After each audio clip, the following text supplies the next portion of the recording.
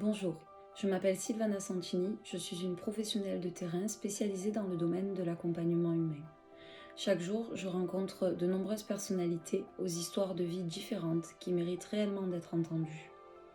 Aujourd'hui, je vous propose d'écouter Ophélie qui va nous parler de scarification. Retrouvez-moi tous les vendredis soirs à 20 h sur Instagram en live et n'hésitez pas à suivre la page Sylvana Respire pour bénéficier de plus de contenu qui pourrait vous intéresser plus individuellement. Je vous souhaite bon visionnage. Et donc, la thématique d'aujourd'hui, c'est la scarification. La période de l'adolescence, c'est super. Joyeux. Et surtout, voilà, c'est vrai que tout le monde passe par là, la période de l'adolescence, tu peux dire, et certains passent par diverses souffrances. Donc, Ophélie, elle va s'exprimer à travers des sons, comme quand on a fait les Génac. Et merci d'être là, ça c'est super que les gens qui témoignent après puissent revoir les personnes qui font l'expérience. Alors, du coup, Ophélie, alors est-ce que tu peux, je te laisse te présenter déjà, au moins on s'est quitté. Ouais, déjà. Du coup, je m'appelle Ophélie, j'ai 22 ans et je vis sur Salon-de-Provence, du coup. Et je pense que c'est pas mal pour l'instant. Ah ouais. On bascule un petit peu directement. Alors, la dernière vidéo, elle a 1 h 30. Bon, et on a toujours plein de choses. C'est un petit peu comme venir pour le témoin. On va essayer de scinder de plus en plus les témoignages et aussi d'en extraire le plus pour que ça puisse rebondir les uns sur les autres dans le des choses. Du coup, on suit la trame. Je te laisse nous expliquer un petit peu comme tu as et comme tu veux toi, l'histoire de vie, la période de l'enfance avant l'adolescence a été amenée. Ok. En vérité, la période de l'enfance, je pense que ça a été plus ou moins, dans le sens où j'avais mes deux parents et c'était normal, on va dire. J'ai toujours, du coup, mon grand frère, on a 16 ans d'écart. Du coup, j'ai vécu seule un petit peu en tant que fille unique, on va dire, parce que je le voyais pas très souvent, mais ça a été normal, en fait. Donc, tu as grandi avec tes parents et Ouais, pas avec toi, non, ton grand frère, du coup, ok. ouais, voilà. Quand je suis née, il avait 16 ans, du coup, on n'a pas trop eu d'enfance commune, en gros. Voilà. Donc, toi, tu grandis avec tes parents, Ouais. ça se passe normalement. Ouais, ça se passe normalement. Je vais à l'école, je rentre de l'école, je fais des loisirs un petit peu extrascolaires, enfin, tout ce genre de choses un petit peu communes, on va dire. Et ouais, ça se passe bien. J'ai des amis, j'ai des chiens, j'ai des parents, enfin, tout va bien, quoi. Tout va bien. Et je pense que j'ai eu de la chance quand même de vivre une enfance comme ça, cadrée, puisque j'ai toujours été aidée par ma mère pour les devoirs, les choses un petit peu comme ça où d'autres n'ont pas eu ça, tu vois, donc ça va. Et voilà, l'enfance, cette période-là, ça a été Ok. Jusqu'à quel âge? jusqu'à 12 ans. Très bien. Et du coup, donc, à 12 ans, qu'est-ce qui se passe un peu À 12 ans, je me réveille un matin et je vois que ma mère commence à faire des choses bizarres, elle commence à parler toute seule, elle commence à se frapper, à faire des choses un peu étranges que j'avais jamais vues avant chez personne d'ailleurs. Et on comprend pas trop avec mon père, on se dit que ça va passer peut-être. Et moi, dans mon cerveau de 12 ans, je fais un peu abstraction de ça en me disant que peut-être c'est pour rigoler. Enfin, je savais pas trop en vérité ce qui se passait. Du coup, je fais pas attention sur le moment trop à ce qui se passe, mais je vois qu'au fur et à mesure des jours, ça s'arrange pas du tout, que ça s'amplifie à un degré grave en fait, et où moi je me retrouve impliquée dedans, où ma mère n'est vraiment plus du tout elle-même en fait, on lui diagnostique une schizophrénie à un stade vraiment vraiment avancé. Mais avant le diagnostic, du coup, il y a eu des petits détails sombres, on va dire. Où, du coup, elle me frappe, elle me... Violence de maison, tout ça. À ce moment-là, ton père, il est là et il fait ça comme ça.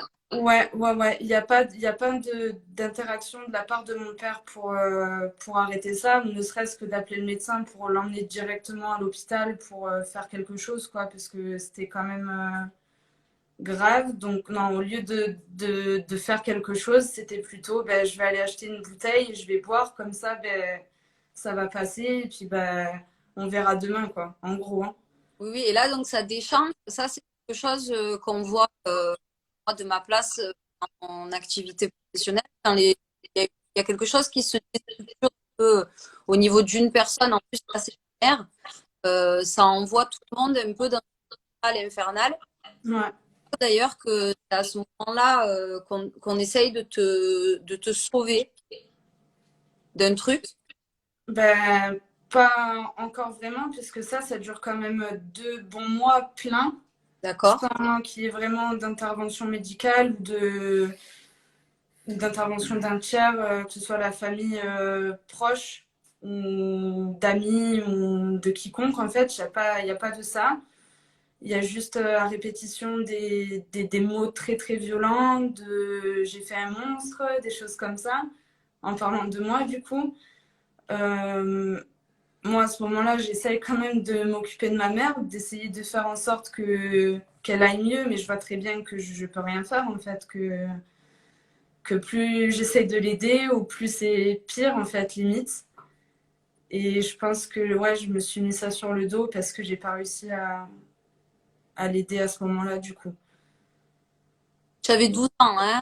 Ouais, mais maintenant ouais, je m'en rends compte, ouais, j'avais 12 ans du coup. C'est vrai que non, à 12 ans, on fait pas ça quoi. Adulte, ça peut aussi te permettre de te dire que quand tu vois maintenant une enfant de 12 ans, que l'enfant de 12 ans est vraiment, responsable en réalité.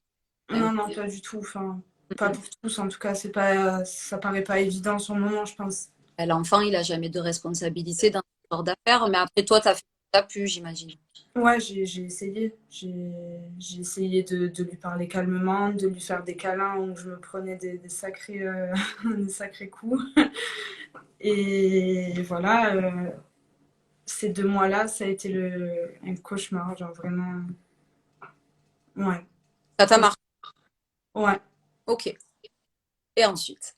Et ensuite, du coup, j'appelle C'est dur le un. témoignage parce que ce qui est dur dans le témoignage, c'est que on doit raconter son histoire de vie, mais en ne pas forcément rentrer sans forcément rentrer dans l'affect parce que on raconte des faits. Et du coup, l'expérience du témoignage, ça renvoie la personne aussi à son histoire de vie. Donc, c'est normal là si c'est un peu difficile des fois de raconter le truc. Là, Ouais, t'inquiète. de mettre les choses bout à bout, là, j'ai l'impression que c'est pas comme je voudrais le raconter, mais en même temps, ben, c'est juste. Mais... Et donc, au bout des 2 mois, je prends la décision d'appeler l'hôpital, un hôpital qui se trouvait proche de chez moi, pour qu'on interne ma mère, en fait, en pôle psychiatrique, du coup.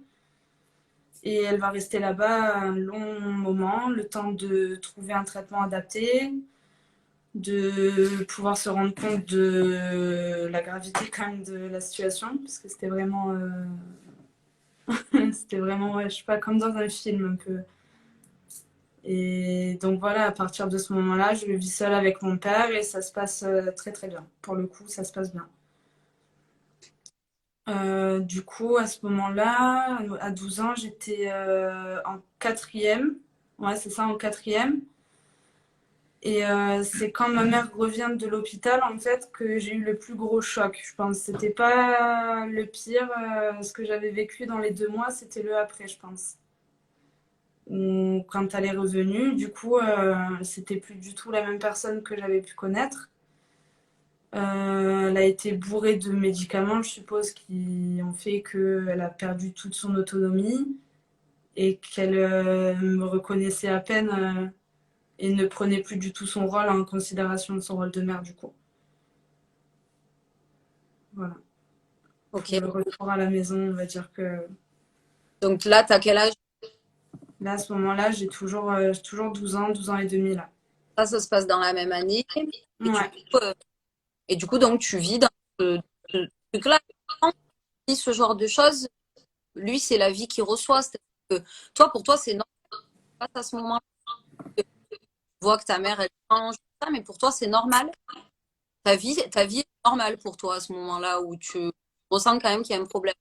Non, moi, je me suis dit, ma vie, elle est finie. Enfin, elle est finie. Ma vie de famille avec mes deux parents, elle est finie complètement. Enfin, ce sera plus jamais pareil et ce sera plus jamais bien, en fait. Ok. Et donc ensuite, pour en arriver, donc là, on a à peu près l'histoire de l'enfant. Pourquoi on appuie, enfin, pourquoi Ophélie, elle témoigne de ça? C'est pour aller vers une thématique de l'adolescence qui découle aussi de beaucoup de souffrance. Donc, ça ne veut pas dire que ceci est la conséquence de cela, mais ça veut dire qu'on peut mettre en ligne des choses que ça, à travers le temps, pour revenir sur ton histoire de vie et c'est des choses qui sont en lien avec la souffrance que tu avais à l'adolescence. Et du coup, si on avance un peu dans ta vie, le moment où donc tu t'en vas et le moment voilà, où on a dans le développement des choses aussi, quel âge tu as? Quand je pars de chez mes parents, C'est ton père qui se positionne ouais, donc à ce moment-là, se passe un petit peu de temps, donc je rentre en troisième du coup, et vers avril, mon père appelle mon grand frère du coup qui habitait déjà dans le sud et lui demande si je peux passer des vacances chez lui en fait. Et donc moi, j'ai trouvé ça super cool parce que je me suis dit enfin, je vais pouvoir sortir un peu de cette merde et voir autre chose, voir mon frère aussi parce que je le voyais pas souvent et il n'était pas forcément au courant de la situation. Et donc ouais, à ce moment-là, on prend un billet de train pour que j'aille passer 2 semaines de vacances chez mon frère du coup. Et donc on arrive à la gare. Donc moi j'habitais dans le nord, donc on arrive à la gare de, je crois que c'était Lille. On arrive à la gare de Lille et ben, de là, mon père me dépose et me dit à peine au revoir. Et j'ai pas trop compris sur le moment, mais quand je suis arrivée à la gare de Saint-Charles, du coup, je suis arrivée toute seule avec ma valise et j'ai su entre guillemets que j'allais jamais repartir en fait, que j'allais rester, que j'allais pas revoir mes parents en fait.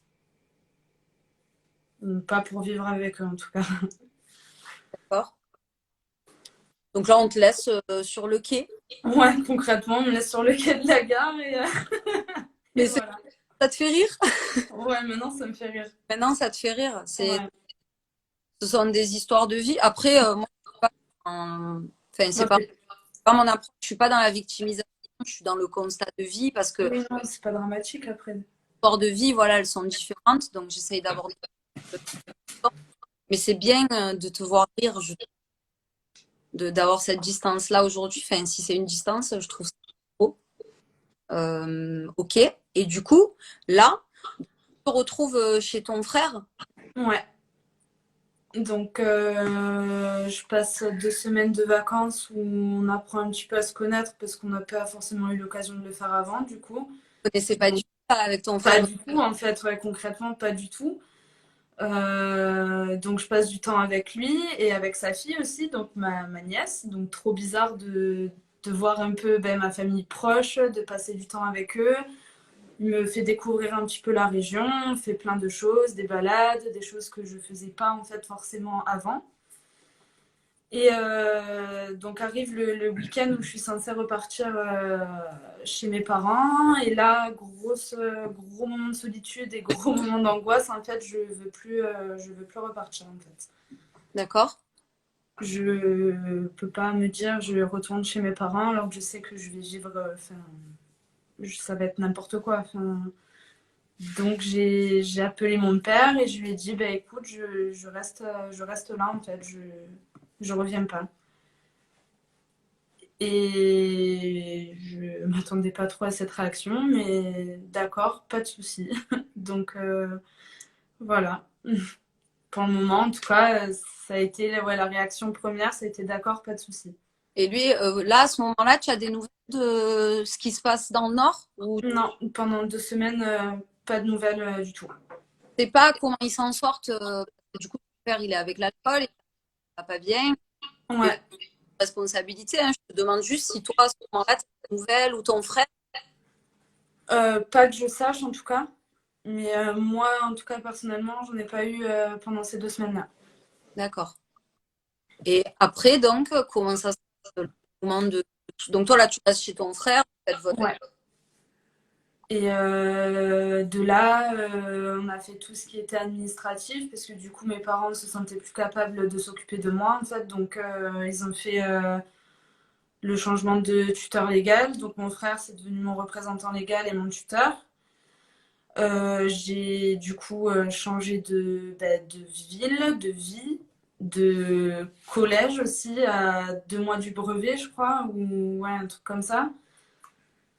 Donc on récupère toutes mes affaires, on fait un aller-retour dans le nord, on récupère toutes mes affaires et je viens m'installer ici du coup définitivement en fait. Ok. Voilà. Donc là, tu vis dans le sud ton adolescence, et donc c'est là un peu qu'on rentre du sujet.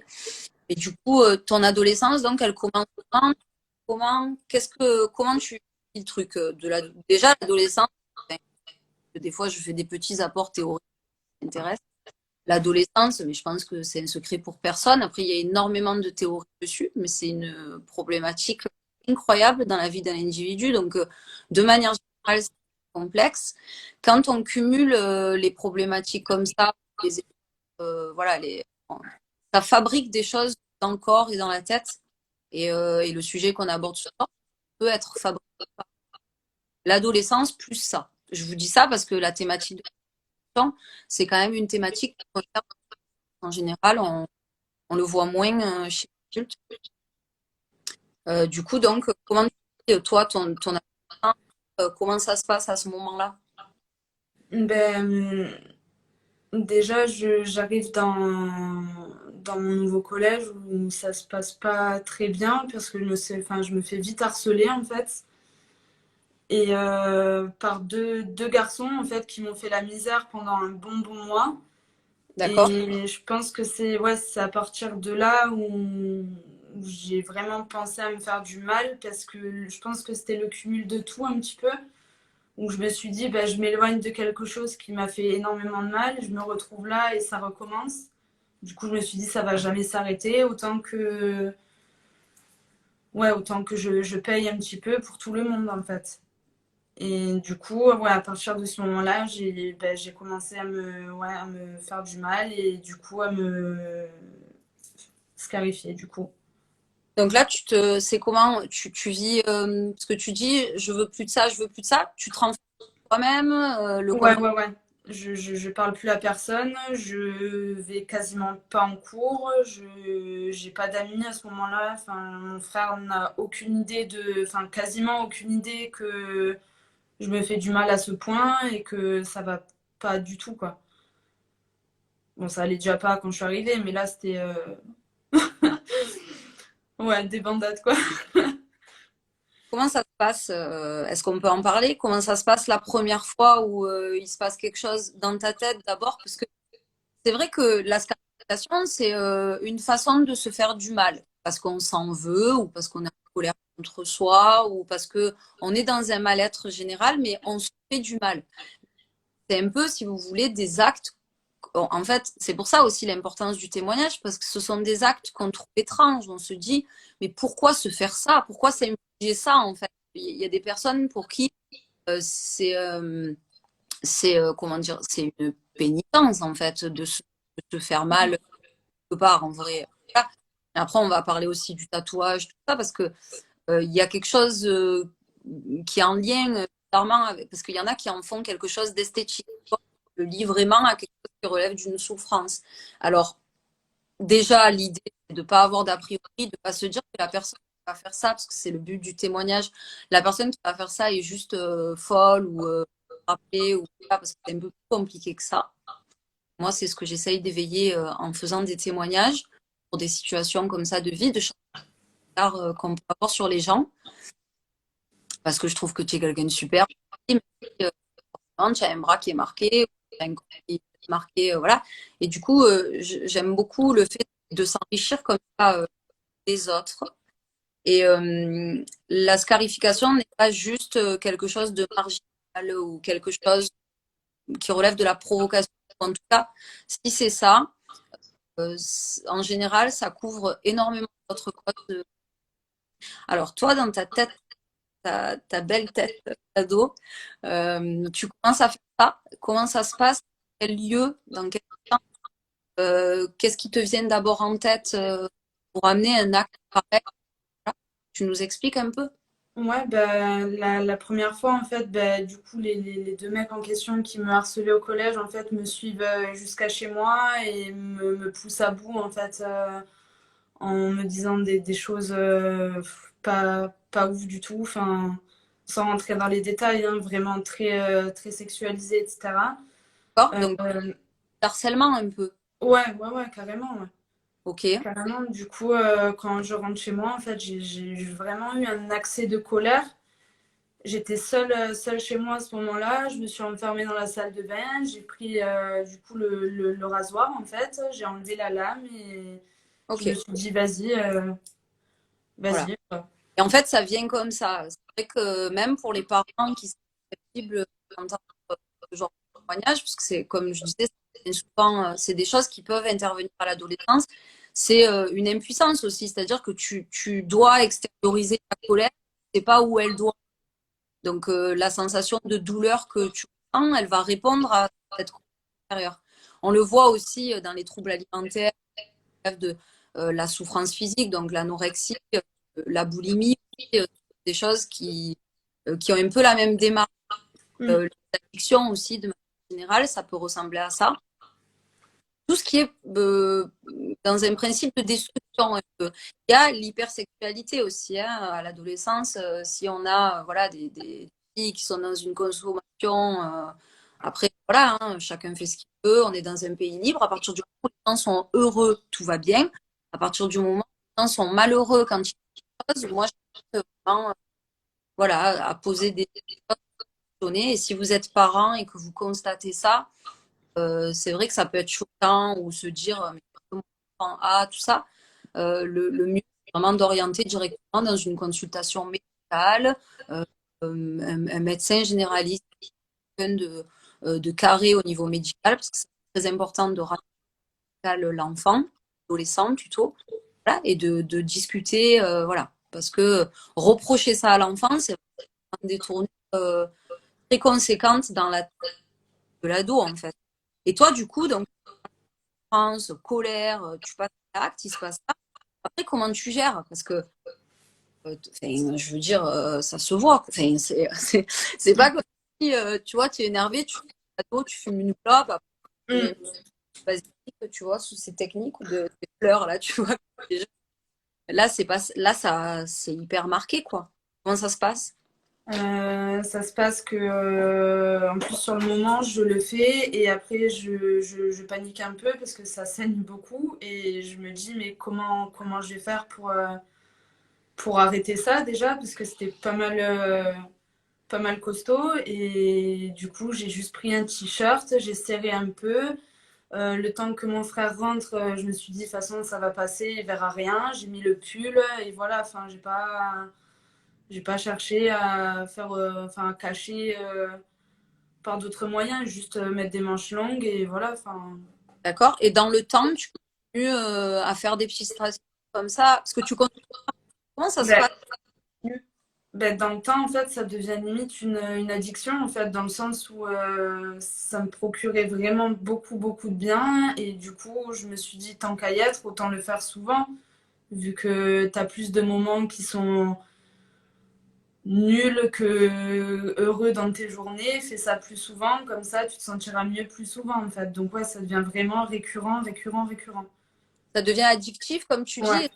Il y a plein de choses comme ça pour l'humain qui nous donnent vraiment la sensation de se sentir bien, alors que en réalité, c'est un peu déstructeur. Ça le fait avec des choses très courantes. Ça le fait avec la cigarette, avec l'alcool, les choses nous font du bien. Après, bon, là, je parle de cigarettes et d'alcool dans une dynamique d'excès. Là, Mm. chose qu'il ne faudrait pas faire du tout. Mais tout ce qui est bon dans la sensation, dans le goût, tout ça, peut-être, enfin, des fois, quand on constate que en réalité, peut-être que ça nous fait du mal, le requête, en fait. Ça, c'est des choses qu'on peut avoir tout seul. Des moments d'alerte un peu, voilà, de se poser ou de. Est-ce qu'il y a des gens qui te font des réflexions à ce moment-là? Parce que ce qui se passe aussi, c'est que s'il y en a qui voient les choses dans ce genre de choses, on a tendance soit à se mettre en colère, soit à nier le truc. Comment ça se passe ce déni et qu'est-ce qui a été une solution? Qui a réussi à t'en parler posément? Comment ça s'est passé pour que, voilà. Alors, une fille de ma classe, du coup, s'aperçoit que j'ai des marques quand même relativement symétriques sur mon bras. Et de là, elle veut m'aider, en fait. Et ben moi, je pars au quart de tour parce que je voulais absolument pas qu'on m'aide, en fait. Et j'estimais pas avoir besoin d'aide non plus, en fait. Pour moi, c'était mon moyen, moi, de me sentir bien. Et puis voilà, il n'y avait pas de solution à adopter pour ça. C'était pas un problème pour moi, en fait. C'était pas. C'est quelque chose d'intime puisque tu le fais dans ton intimité. Donc, Ouais, si c'est ça. euh, C'est ça. Toute seule, oui, tout le temps. Enfin, de sorte à ce qu'on me voit pas. Comme si je faisais limite un truc interdit. Mais en vrai, il n'y a que moi qui le sais. Donc ça va, tu vois. Enfin, c'était vraiment dans cette optique-là. Je le faisais pas pour qu'on le remarque ou quoi que ce soit, dans tous les cas. Au contraire. Et donc, quand ta copine, ça se passe comment? Elle va voir le CPE du collège, du coup. Elle lui en parle. Ouais, Elle te balance, quoi. ouais, grave. Elle va voir le CPE, elle lui en parle. Et ben là, forcément, mon frère est au courant, du coup. Et toi, tu lui en veux à ton ami à ce moment-là où tu es soulagée? Ouais, ouais, ouais. Non, je lui en veux, ouais, beaucoup. Ok. Ouais. À ce Donc, moment-là, je lui en veux beaucoup. t'as pas encore conscience qu'elle fait ça pour t'aider. Non, pas du tout. Alors ça, je te pose vraiment la question parce que c'est très important pour les personnes qui sont susceptibles. On en a parlé aussi dans le dernier témoignage, d'être déstabilisé d'être déstabilisé par un courage de signalement ou le fait comme ta copine l'a fait. Parce qu'aujourd'hui, ben, à ton âge, tu te rends compte que c'est quelqu'un qui t'a vraiment aidé. Mm. Les gens, s'ils ne comprennent pas des choses que vous faites aujourd'hui, ils le comprendront dans le temps. Mais à partir du moment où vous savez que vous faites quelque chose de bien pour quelqu'un, allez-y. C'est vraiment, enfin, quand les gens sont importants pour vous, faites-le. Parce que parce qu'on aide vraiment à long terme. C'est-à-dire peut-être que sans cette copine, aujourd'hui, je ne serais pas là à parler de ça. Mm. Voilà, on peut tous être l'élément déclencheur qui va un petit peu aider l'autre. Alors c'est vrai qu'on est dans une époque où les gens s'en foutent un peu de tout le monde et chacun peut, voilà. Mais je pense que pour le bien-être de tout le monde aussi, il faut, lorsqu'on le voit, le son coupe souvent. On m'entend pas? Les autres, vous m'entendez? Là, ça va. Moi, j'ai l'impression que je m'entends. C'est Non, nul. là, ça va. Ok. Je sais plus ce que je dis. Qu'est-ce que je racontais? Tu sais plus non plus. C'est pas grave. Écoute, c'est Je suis désolée. bon. Tout le monde a l'habitude de ça. C'est parce que je parle trop. Mais voilà. Donc ensuite, donc comment tu gères? Donc ton ami. Oui, ça y est, je me rappelle. N'hésitez jamais à aller parler avec la plus grande bienveillance d'une situation de danger. Attention, il y a des manières de le faire, il y a des manières de formation. Soyez bienveillants. Hein. Mais ça demande peut-être de réfléchir avant de le faire. Voilà. Et ensuite, donc, ta copine, pas ça, ton frère, il est tenu au courant. Ouais. Et de là, du coup, il prend rendez-vous dans un centre pour ados sur Aix, du coup. Il prend rendez-vous avec ce centre pour me faire interner, en fait. Et donc, du coup, ben, j'y vais, mais sur le moment, moi, je savais pas qu'on allait là-bas, en fait. Hein, je savais pas du tout. Du coup, on va là-bas et je vois plein de jeunes de mon âge, du coup, dans une situation vraiment ouais, désastreuses en fait. Ils étaient vraiment au bout, quoi. Et moi, quand je vois tout ça, quand on me fait visiter les lieux en me disant tu vas dormir là, et là, tu n'auras pas le droit de faire ça. Et c'était ouais, c'était vraiment très, très, très encadré. Limite, ils nous attachaient pour pas qu'on se fasse de mal, quoi. Et du coup, moi, ça m'a grave fait peur, en fait. Et du coup, je lui ai dit non, non, c'est bon, je ferai plus ça. Je te promets que ça va aller, que je ferai plus de bêtises, que je suis plus forte que ça et que c'est bon, c'est plus d'actualité, ça va aller. Et il me fait confiance. Ok. Sauf que du coup, je pense que 2 semaines après, on était encore dans le même schéma, quoi, dans la même merde en fait, hein. Oui, je vois. Bah, toi, tu as eu peur, comme tu l'expliques, tu as eu peur de la structure. Donc, sur le moment, tu trouves la bonne réponse pour ne pas rester dans l'endroit. C'est un Moi, peu. je voulais pas qu'on m'abandonne encore en fait, parce que ça aurait fait trop et je me suis dit non, non, dis-lui ça. En plus, moi, sur le moment, j'étais convaincue, j'étais persuadée que j'allais plus faire ça. Vraiment, je pensais que ça allait aller, quoi. Ça, c'est ce qu'on appelle le coup. Quand on se prend comme ça d'un coup dans la tête la réalité des choses, on est plein de promesses. Ça, parfois, c'est des allers-retours qui sont nécessaires pour se rendre compte qu'on a un vrai problème de fond. Mm. Donc, des fois, il faut vivre ces allers-retours, dire qu'on arrête et puis non, revenir sur les choses parce que ben, ça fait partie du processus de soin aussi, hein, de conscience. Voilà. Mm. Et donc, du coup, tu rentres chez toi, tu recommences. Et ouais, je pense, enfin, j'ai dit 2 semaines, en vérité, ça devait être beaucoup moins parce que c'était vraiment, j'étais en manque de ça, quoi. Il me manquait vraiment un truc dans ma routine de vie qui faisait que j'étais encore plus malheureuse qu'avant, quoi. Et donc, je recommence à me faire du mal, du coup, mais sauf que je me dis là, il faut absolument pas qu'il le sache parce que ben, ça va être encore pire. Je veux dire, enfin, je vais me faire défoncer, quoi. Je vais aller là-bas et je vais me retrouver seule et enfin, enfin, j'angoissais, quoi, de me retrouver là-bas. Mais en même temps, je pouvais pas faire autrement et je pouvais pas me laisser tranquille, en fait. Donc là, tu fais quoi? Donc là, ben, mon frère me surprend encore une fois dans la salle de bain en train de faire mes bails, quoi. Et du coup, il a réussi à parler avec moi et on a convenu d'aller voir quelqu'un pour m'aider sur le moment. Et du coup, on est allé voir une psy, en fait. Et à ce moment-là, il est très, très présent pour moi. Je pense que même à ce moment-là, il arrête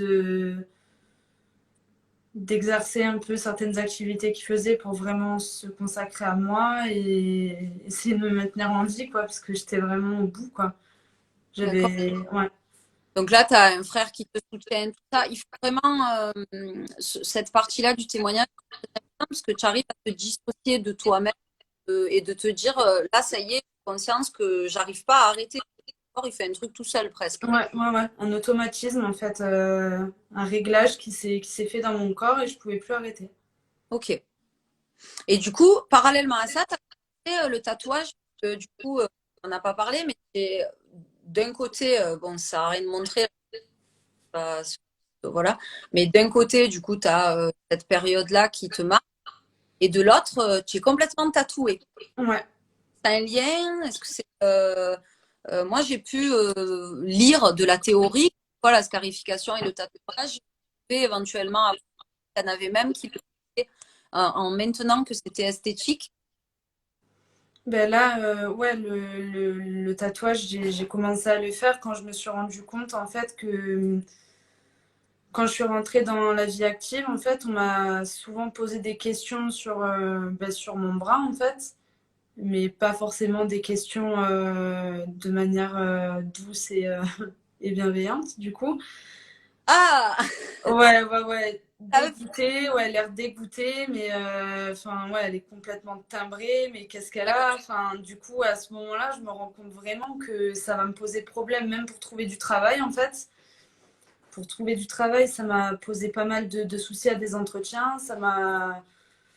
fait me sentir mal alors que cette période était passée. Enfin, ça m'a freiné sur pas mal de choses en fait, même pour me faire des potes. Enfin, ouais, sur des relations, sur tout, un peu tout en fait. Et du coup, je me suis dit, ben, bon, j'aimais déjà beaucoup le dessin, le tatouage, etc. avant. Et du coup, je me suis dit, peut-être que si tu te fais tatouer, en fait, on focalisera l'attention sur ce qui est joli et pas sur la minime partie qui est vraiment dégueulasse, quoi. D'accord. Donc toi, c'était pour embellir ton bras. Ouais, ouais, ouais.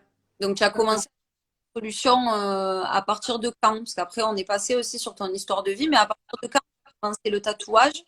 Ben, dès que j'ai eu 18 ans, l'âge légal pour le faire, j'ai commencé à en faire un peu partout. Ok. Et c'était combien de temps après que tu aies vu le psy, tout ça, pour la scalp?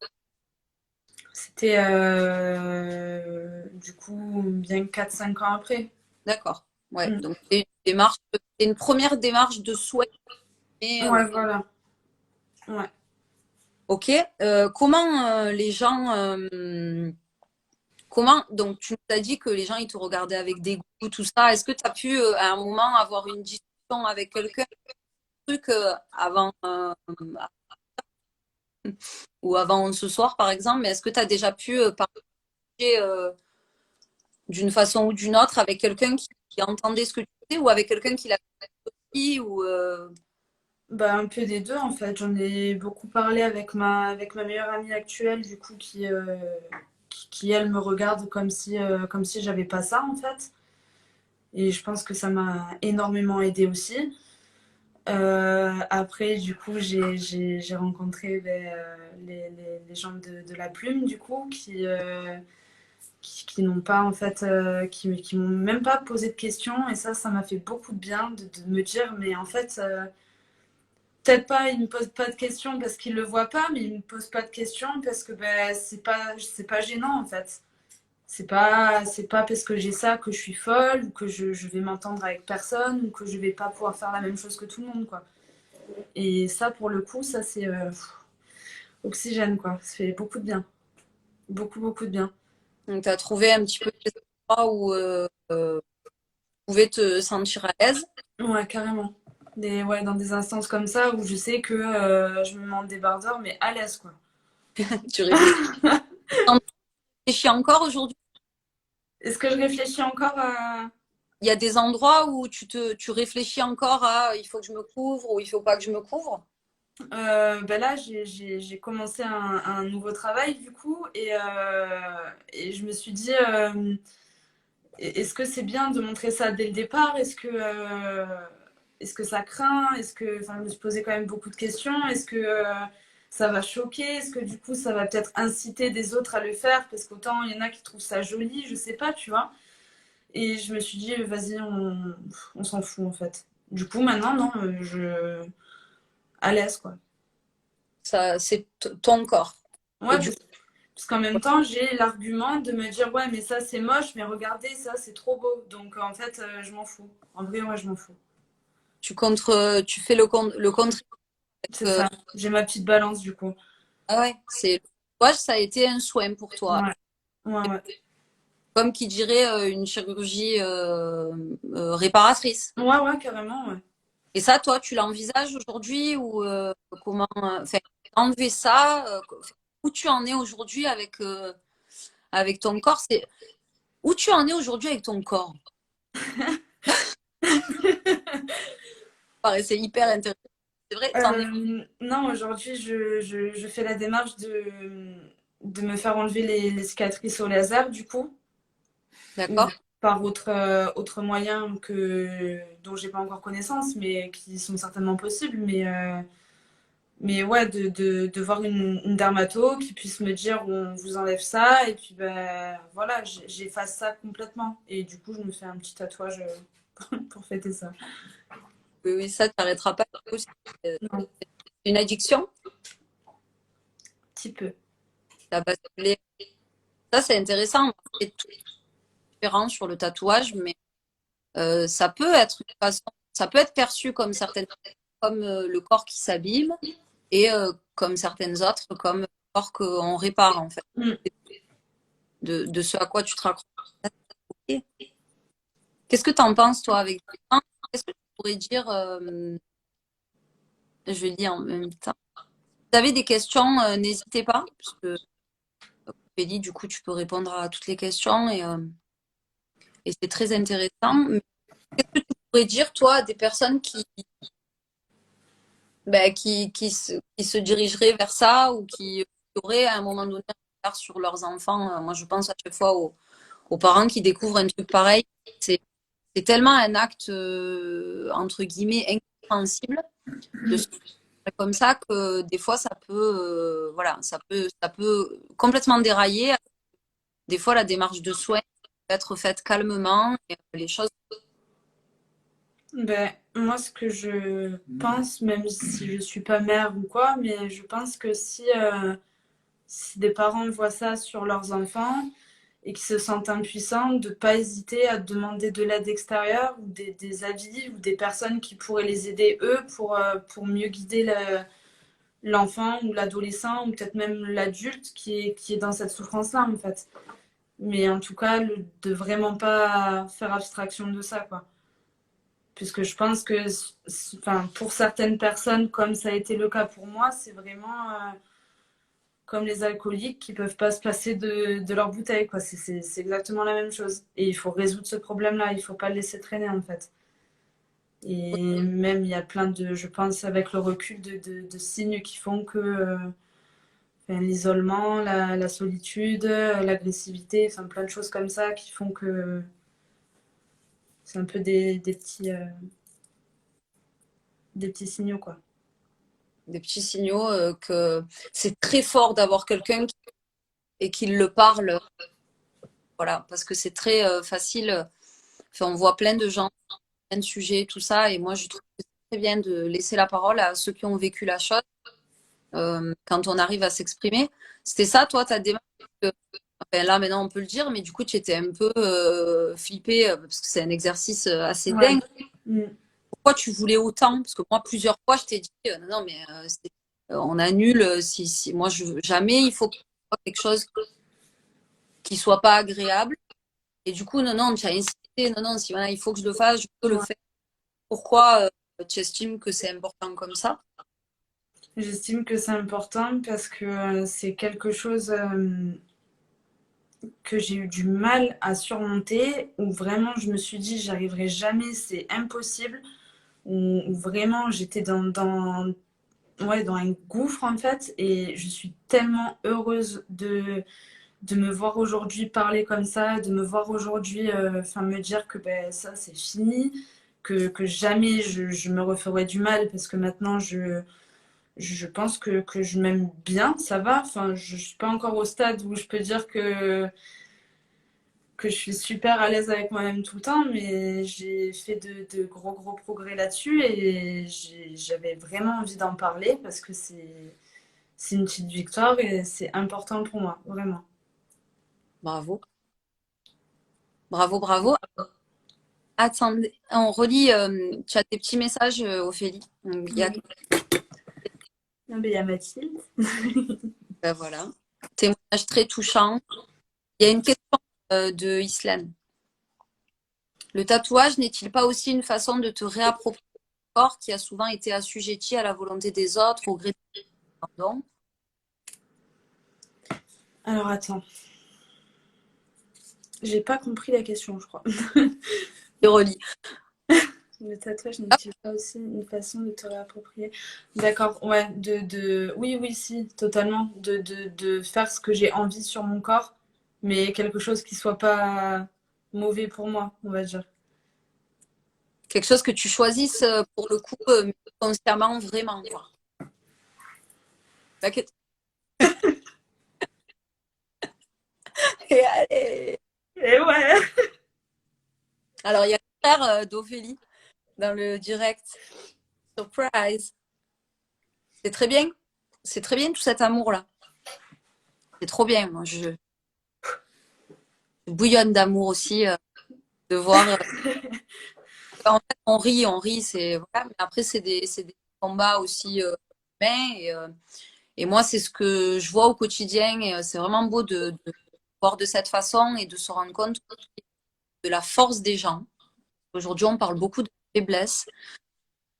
la faiblesse du corps, de la faiblesse de la faiblesse, de la faiblesse, de la faiblesse. Non, non, la force aussi, il faut y aller, quoi. Il faut y aller dans le bon sens. Bravo, un énorme bravo à toi. Voilà. Et du coup, je continue de te dire les trucs ou tu les vois, c'est bon? Ouais, je vois, mais je les ai un peu floutés du coup là. Bravo, ma warrior. Merci de libérer la parole. Tu es tellement forte et courageuse. Bon, ton frère, du coup, merci de partager votre histoire et bravo. Le courage, force à toi, tu es magnifique. Bravo, bravo.